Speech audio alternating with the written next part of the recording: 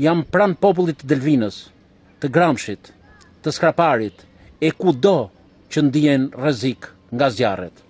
Ndihemi keqardhur dhe i lutem Zotit të kthjelloj mendjet djallëzore.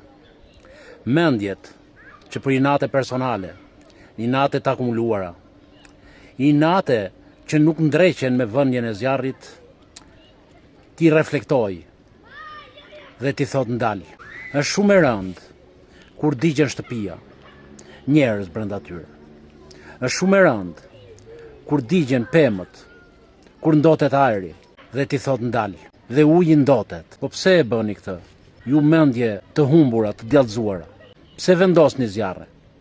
Zoti ju mëshiroft, por ligji duhet të veproj me forcën më të madhe. Shteti duhet bëj detyrën e tij. Po kush ta bëj? Ata që e kanë ngarkuar këtë popull me imi halle, ata që i kanë bërë individët të urrejnë, sepse prona nuk ka shkuar kej Zoti, sepse padrejtësitë janë në maksimumin e tyre, dhe s'u mbetet gjë tjetër vetë se të kryen këto që po bëjnë. Është e dënueshme, është e papranueshme që njerëzit të vendorë mbi bukuritë përrallore që na ka falë natyra, mbi shtëpiat dhe jetën e njeriut, që kanë punuar tërë jetën e tyre për të ndërtuar një shtëpi, për të mbjell ulli, rrush, për të bërë pemtari, vreshtari, blegtori. A e kuptoni, more, djaj, në atë vend që ka rënë zjarri do qindra vite të rikuperohet, se janë djegur gjallësat, nën dhe mbi toksore, janë djegur shkurre, janë përvëluar lëndinat, janë shkatruar pyjet.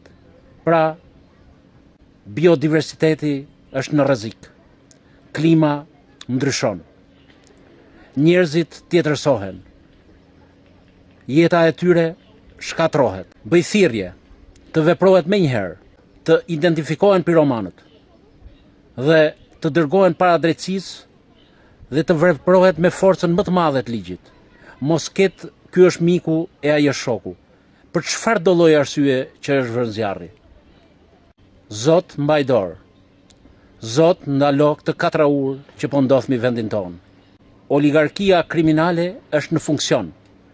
Oligarkia kriminale shkakton këtë pasiguri juridike edhe mundësinë për të jetuar në këto treva të mrekullueshme. A e kuptoni se ka ikur mbi 50% e popullsisë? Do ikin dhe këta. E që ndodh pastaj? Ja sot unë jam pranë liçenit, pranë një peve, dhe inshallah dora e njeriut nuk e shkatron dhe këtë. Unë shikoj individ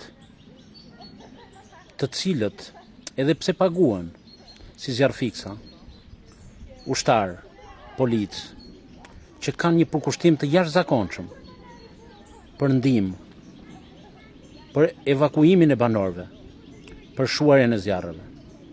Por shteti ku është që nuk ka marrë masë, nuk ka bler avion, helikopter për të shuar zjarret. Dhe vetë ata e dinë që këto në Shqipëri do ndodhin. Ky shtet oligarkik që është ndërtuar për 34 vjet me poshtërsinë e tij, nuk meriton të rrijë një sekond, por gjithë shpura 34 vjeçare duhet të marrë dënimin e merituar nga ky popull.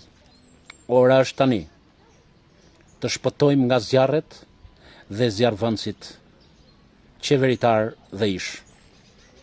Lutem për ju, mos pas humje në jetë njerëzore dhe u ktheft sa më shpejt jeta e përditshme në ato zona të prekura.